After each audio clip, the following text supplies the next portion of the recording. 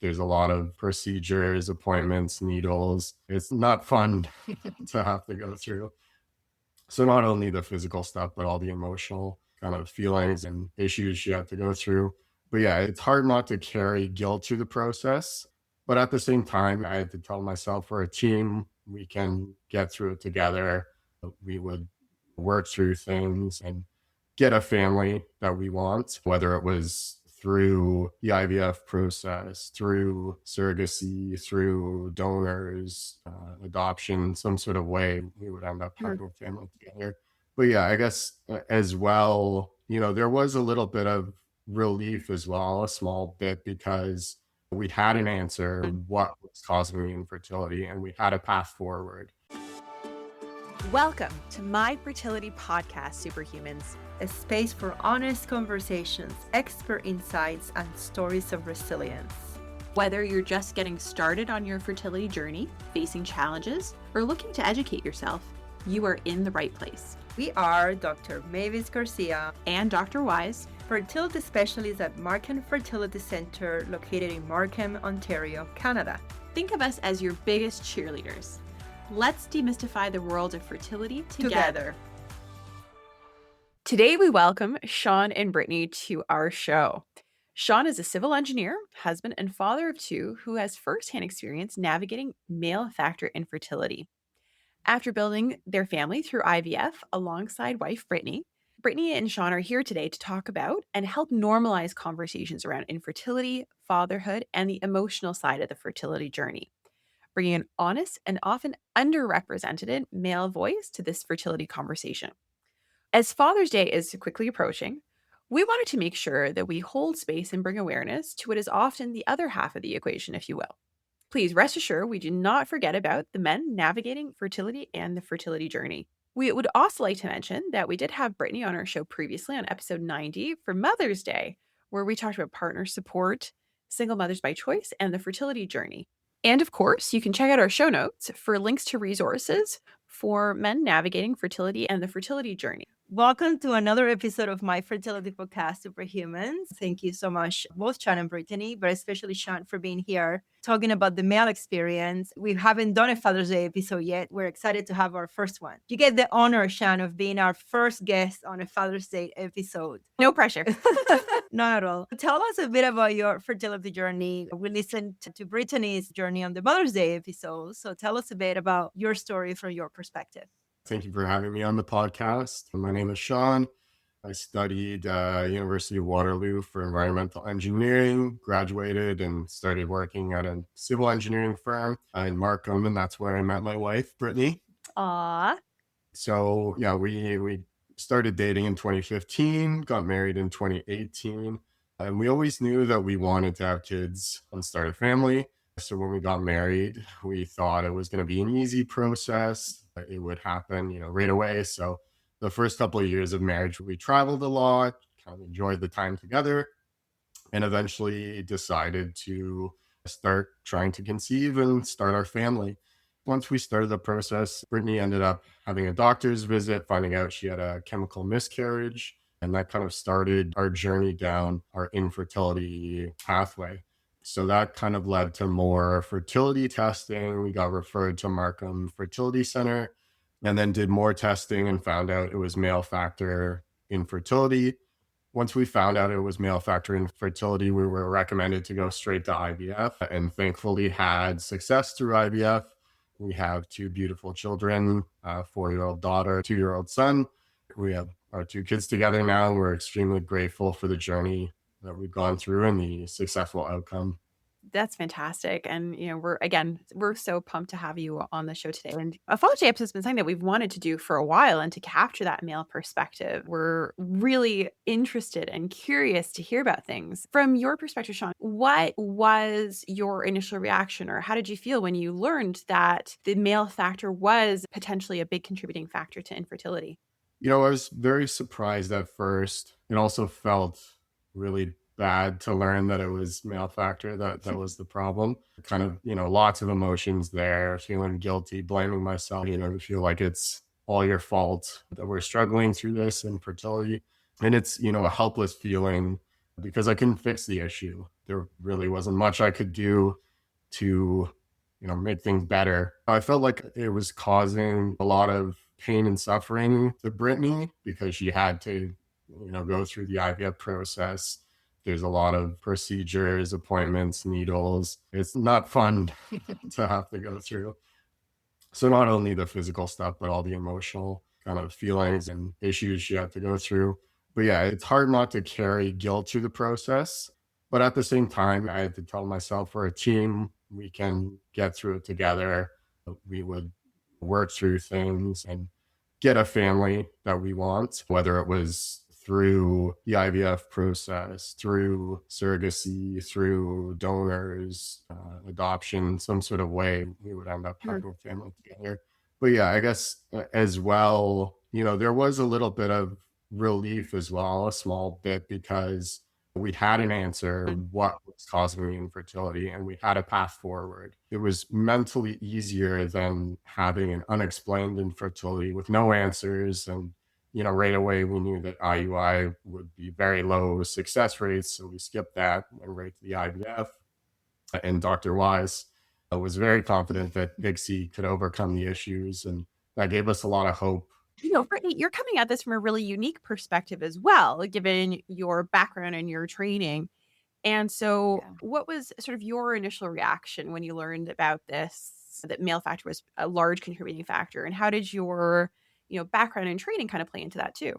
Yeah, I was shocked. I think I was naive going into this and just assumed that, it's the woman's body who's being pregnant. So if there's an issue, it's got to be something on my end. And so there was a lot that I had to work through. I think initially, once I got through the shock and denial, it turned into anger. I was really angry at, unfortunately, but at the world, at the situation. This is a safe space. It's an honest space. Yeah. At God, like at just everything, right? Of just, I think, wanting someone or something to blame. I remember drilling him, being like, did you ever do steroids? Like, did you ever take some supplement? Like, was there something that could have caused it? And, going through family history, like just really trying to figure out what it could be. So definitely lots of questions. And then I think I was frustrated because I felt like I was the one doing all the quote unquote work, and I was the one doing the tests and the procedures, and, all he had to do was do his sample and that was it. So there was part of me that felt like I was almost being punished, so to speak. So there was definitely a lot that I had to work through with myself, being a therapist and kind of doing CBT and stuff for myself, but also getting my own therapy. We also did some couples therapy together to just work through that process. And I think initially too, when we got the referral, you were kind of reassuring in terms of telling us that, there'd be a process, there'd be these steps. And I had a huge needle phobia. I had like a vasovagal response. And so my blood pressure would drop and I would pass out and puke. And so I was terrified of IVF. I did not think that I was strong enough to do it. I did not think I would be able to handle it, nor did I think that it would work. So I kind of went down my own kind of rabbit hole that I really had to work through. And you were helpful in terms of guiding us through that process. So when the numbers and the results came back and you said, there's no sense in putting you through all these additional steps, let's go straight to IVF. I think it was a mixed bag of feelings for me, and feeling some relief that I wouldn't have to go through that, but also being like, oh my gosh, this is going to be invasive. It's going to kind of be a lot. And it was, but it's so worth it.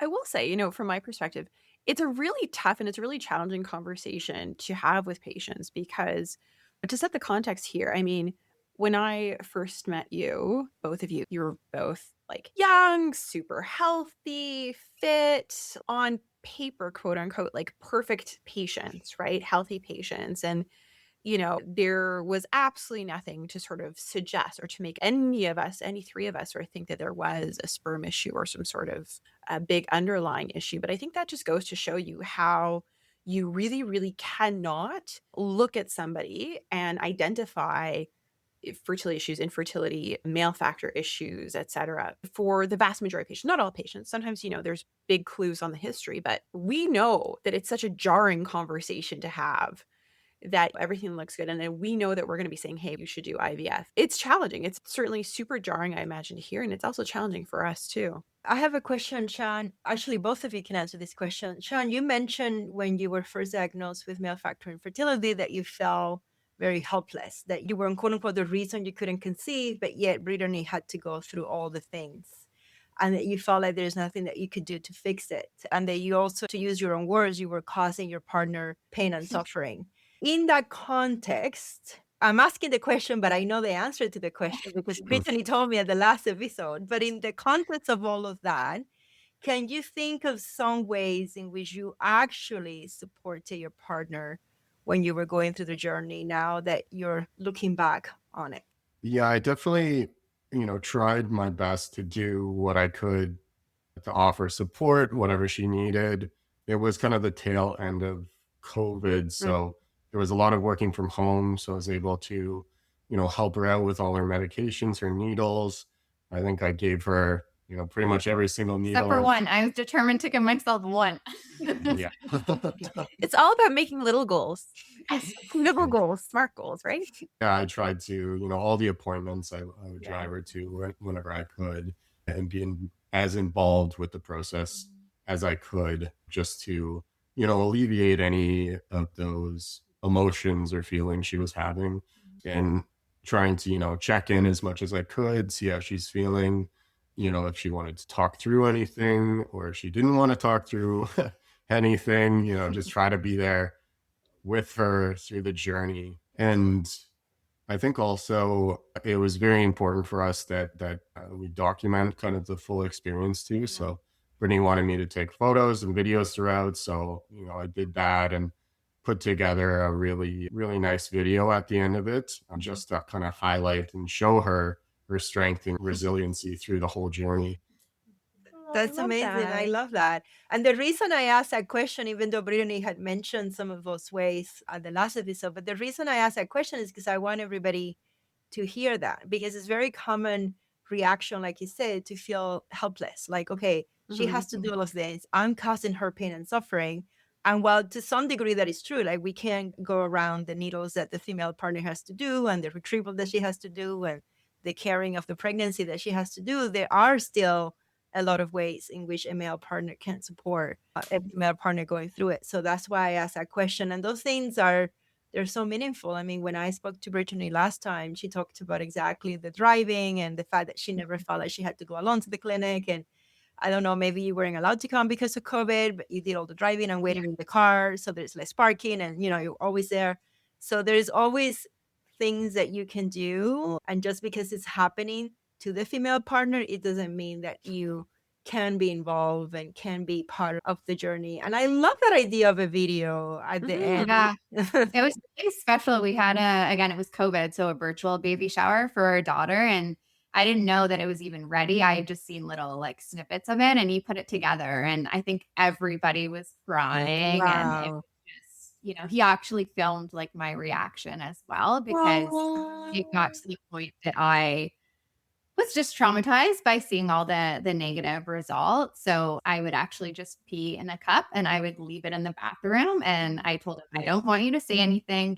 I'm just going to kind of carry on with my day. And that was, the pattern that we went through. And so I ended up testing early on day 4, which I know you're not supposed to do, but I did after the transfer. And sure enough, it was positive. And so he waited like a couple hours. Like I was, just doing my own thing. And he surprised me. I think I was in the kitchen and I just dropped to the ground and like bawling my eyes out. So I feel like that was also really cool because I feel like for a lot of women, it's us checking it, maybe even before our partner sees it. And yes. I think it was really special for him he was actually the first one that saw that. And then to be able to tell me. And he was so good with just the practical piece, making sure the medication that needed to be refrigerated was refrigerated. Like he did all the mixing of everything. Like I didn't have to think about it. We had our little ritual with the PIO. What was the song? Play Is that song. Honey, Sugar? Yeah. He would play the song. Song. What's the song? Yeah. Honey, honey, sugar, sugar. Yeah. And I hear that. Yeah. You okay? I'm gonna stop singing now. You're my candy girl. And Yeah. then he would give me a little piece of candy after he would do the injection, and then he, massage it, and we go for a walk. And so he had a really, I think, just like a fun, loving way of making it into something that, I definitely didn't look forward to, but I wasn't dreading as much as I maybe thought that I would be. Mhm. I have to say, I really love that idea though of the partner checking the pregnancy test in a way, because when it's negative, not only do you have to deal with that emotion yourself, but you're also the one who's then responsible for breaking it to your partner. And it's just like that extra level of burden and that extra level of, yeah, just that mental load, right? And so Exactly. I love the idea that you guys kind of reverse that a little bit. That's fantastic. Yeah. And I think a lot of because he's so like that engineer brain, because he's so practical, I think because I knew he was in charge of like the medication and appointments and those pieces, that reduced my mental load Mhm. because I knew that he had that under control, and I just had to kind of like do what he said, so to Yeah. speak, follow the plan. Yeah. I mean, obviously, we're loving these little rituals and the things you did and the songs and all this, but how did you go from, I can imagine this scenario, where you are asking / accusing him of, did you ever take anabolic steroids or did you ever do X, Y, and Z? And how did you get from there to these PIO rituals? Like, how'd you do that? Yeah, it was a lot of processing. I'm a therapist myself, so I think I was able to do a lot of like self-reflection, but also working with other therapists. I was also in a bunch of support groups. I was probably in one a week that I was able to find virtually, that I was able to connect with other people who were going through similar journeys. It was a lot of talking to family and friends, really leaning on our support networks, doing my own research, having conversations. And I think just working through the anger, the frustration, the denial, like just going through my own cycle of grief and my cycle of acceptance of grieving what I thought it would look like in terms of our journey to conceive. And I think Sean was always very constant in terms of his belief that we were going to become parents and that I was going to be a mom. And sometimes the optimism drove me up the wall because I was like, you're in denial. And you're just like, I just couldn't relate because I was more preparing myself for the worst case scenario. I was protecting my heart. I was, very, very guarded throughout the process. But he just had this unwavering belief that somehow, some way, I was going to be a mom. He was going to be a dad. And so I think because we were kind of open to different pathways of maybe what that would look like, that really helped us to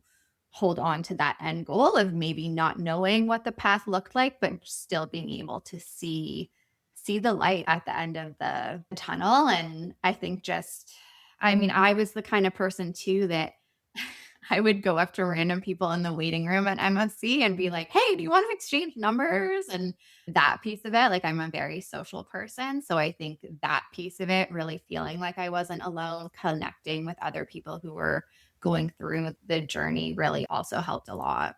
That's interesting that you say that, because when I was going through my fertility journey, I remember my husband used to say, you're enough. Like, you're enough. It's okay if we don't have children. I love to have you, just you for the rest of my life. And that's okay, which is lovely. But it used to make me really angry because I wanted Sean's version. I wanted Sean to tell me we're going to be parents no matter what. Don't worry about it. But then the other way, he was like, no matter what, I'm here and I love you.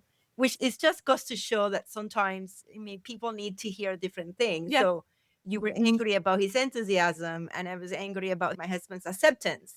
And the fact that even if it doesn't work, he would still love me. I didn't want that message. I wanted the message that said it's going to work no matter what. So it's just interesting to hear. And I think you're pretty open. Like, I remember one of our first dates, like I asked him straight up, like, do you want kids? And he was like, yes, absolutely. And we laugh about it now, but like if his answer had been no, there probably wouldn't have been a second date, just because for me that was like a deal breaker, and it was for him too. So I think he knew that, and he knew kind of where I stood on it. And there was points though throughout the journey that I was like, I don't think I can do it. I think we need a break. I think we need to, reconsider other things. When I went down the rabbit hole, I convinced myself I'm going to be able to carry full term and we would need a surrogacy and like just all these things that were completely irrational. But you're sucked up in all that anxiety. And so he was just so unwavering at it. But I think he also could tell, and I would be able to communicate those times where I was like, not today. Like, I don't need to hear it. I need you to just allow me to yell and to cry and to scream. And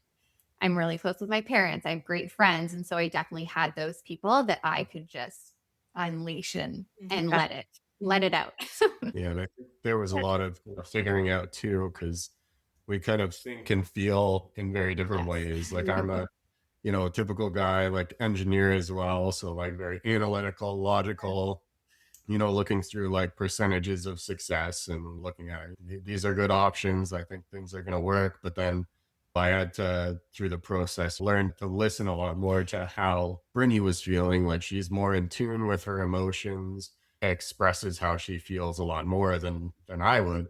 I had to listen to how she was and get onto her level and kind of sit with her in those emotions. And, sometimes it was just, this sucks. Like we both don't want to be here and, let's work through this together and figure it out. Here we are today. We did. One thing that you mentioned, Brittany, a lot was support from people around you. Right. For sure. There are certainly a lot more support groups, whether it's, formal support groups or via social media, that they are very female centric. So, Sean, how did you sort of work through those emotions, deal with the emotions, the roller coaster, so to speak, of IVF? Yeah, I think my main source of support was Brittany throughout the journey. She was really intentional with, checking in with me emotionally, asking how I was feeling throughout the process, helping me process all these complicated emotions.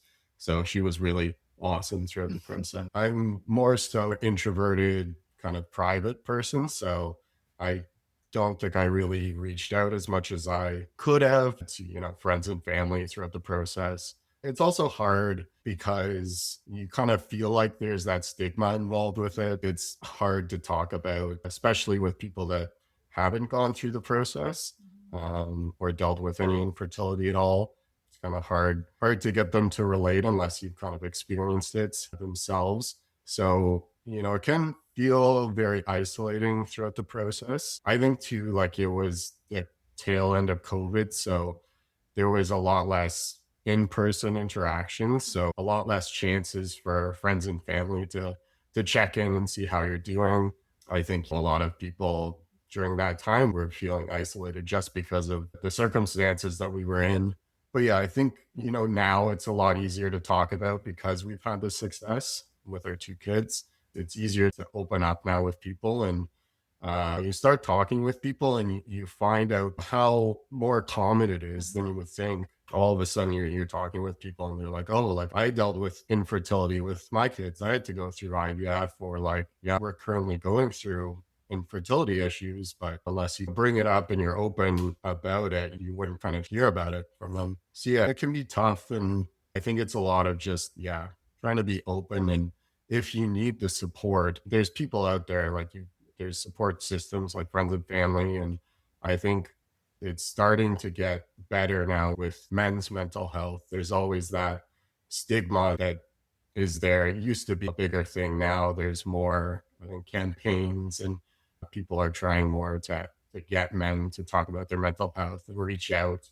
I think things are improving and I think it's going towards the better. Absolutely. Like I said, this is our first Father's Day episode, but we have had other episodes with the male's perspective. So I think you're right that it's being more talked about than it used to be. Absolutely. I have one more question. You mentioned you guys met in 2015, married in 2018, travel, thought things would be easy, and then they weren't. And you went through this journey to have your family. And you talked about fighting, you talked about supporting each other. My question is, how did you think that experience changed your relationship and your parenting journey? Yeah, I think at the time it was like, oh my goodness, this is going to like make or break it. Are we going to be able to find a way through it. I think we learned a lot about ourselves, but also about each other very, very quickly through that time. I think it's one of those things that definitely does, it teaches you so much patience. It teaches you so many of those skills that I think you need to be able to be a good parent. And I know I tell a lot of my patients that I work with now that there's so many transferable skills that you're going to learn that are going to make you a better parent.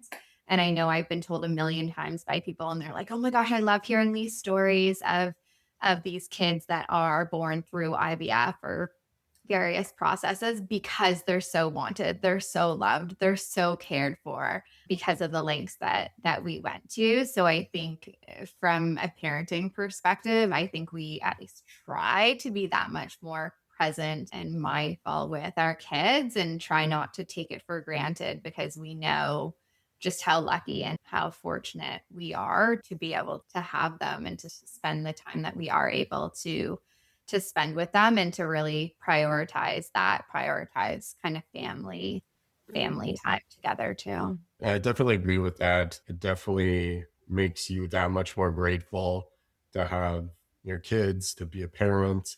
Yeah, and it gives you a different lens that you look through, puts things into perspective of what's really important and how to balance your time.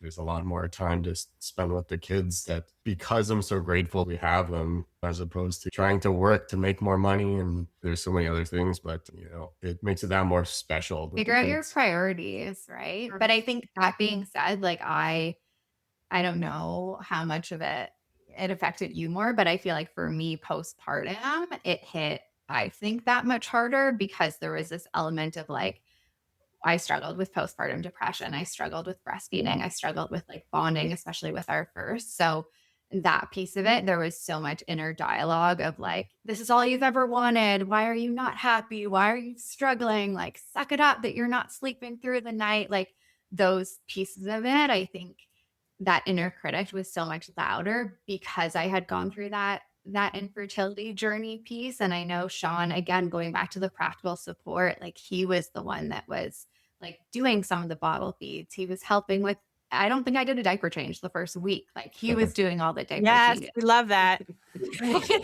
Right. So really focusing on like what he could do to contribute to. So I think that's also just such an important message, right? Is thinking about like their role. And I know I've done a lot of therapy with men, and they talk about, I can't do anything to support your partner. And it's like, yeah, just ask them, check in with, what do you need? What would be helpful, right? And even in preparing for it, driving, he would also write little notes, and he'd have little sticky notes that are like, you are stronger than you think. He would leave little cards like, words affirmation is kind of my love language. And so he would play into that. So I think there's so many ways that they can support and help beyond just, I don't know, beyond what's the word?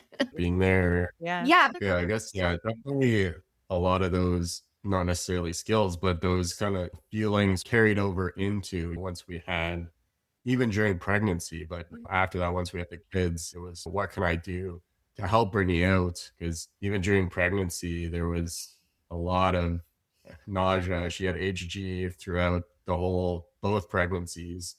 So it was pretty brutal. How can I help her out even more? Because she's the one that's going through, first IVF, then pregnancy, then birth. And it's like, I can change as many diapers as possible, do whatever I can to help with the kids, because I love and appreciate everything she's gone through. So I think, it's just being present there and trying to do whatever I can in my capacity to help out. And real men change diapers. I love it. Well, those husbands out there. That's going to be a reel. That's the whole reel that we're going to post on Real men Instagram. Yeah. That's just going to be it. Yeah. Sean, teach us, educate us, right? Like, as two fertility physicians, as two women sitting here, we want to support the men. We want to support people who have male factor infertility. What can we as physicians, what can we do better? What can society do better? What kind of resources would you like to see out there to be available for other men in similar situations? I feel like there's a lot of good resources out there for female partners, but not as much for men. They may not be as readily available. There's also, as a man, you're kind of taught to not talk about your feelings, hold everything down, don't cry, which is the old school mentality of being a man's man. I think nowadays it's changing more. There is more conversations about that, men's mental health. You can let your feelings out. You can talk about them. It's okay to do that. Because, going through something like this in fertility, it's tough for both partners. But if there were more resources, more groups, I think that would be helpful for those that do want to reach out. But there's always that difficulty with reaching out that I think is more present in males. I know there was a couple like Reddit threads that Sean would find where he would just kind of Google certain things about like asking for advice or things like that. I think Oasis recently started like a men's support group, particularly for men. I know when I do some of my one-on-one work, I've noticed an increase just in terms of the amount of men who are reaching out for support, not just being like, hey, I think my partner should see someone, but also recognizing that they need that support or being able to do it kind of as a couple and recognizing that you're a team. I think fertility treatment and the fertility process is kind of that team effort. So I think kind of framing it that way from the get-go, and because you are a unit that are going through it, even though we're the ones physically, carrying the baby or physically going through it, it still is that team effort. And fertility it affects both partners, right? Even though it was more his stuff that kind of led us down the path, even if it was my issues that were caused by it, it still would have been the same kind of team effort with it too. So as we are closing today's episode, again, thank you so much for being here. But I'd like to ask Sean, if there is a piece of advice that you want men listening to this episode and going through what you went through in the past that you want to leave them with. Yeah, so just want to say male infertility does not make you any less of a man. You're also not alone. It's more common than people realize. There's a lot more people going through it than you would think. A lot of men carry guilt, shame, or embarrassment around it, and it's important to remember that it's not your fault. Talking about it can be very helpful, with friends and family or your partner. Just reach out with whoever's there that you feel you can talk through with it. It definitely makes a big difference. Joining support groups would be great as well. That can make a difference to talk with others who are going through a similar experience. You can talk about your experiences and how you felt and how it's kind of affected you through the process. Therapy can also be a really valuable tool to help you learn to cope with those emotions and feelings. It's important to find a great therapist. My wife is a great therapist and she's great to talk to. I love it. No.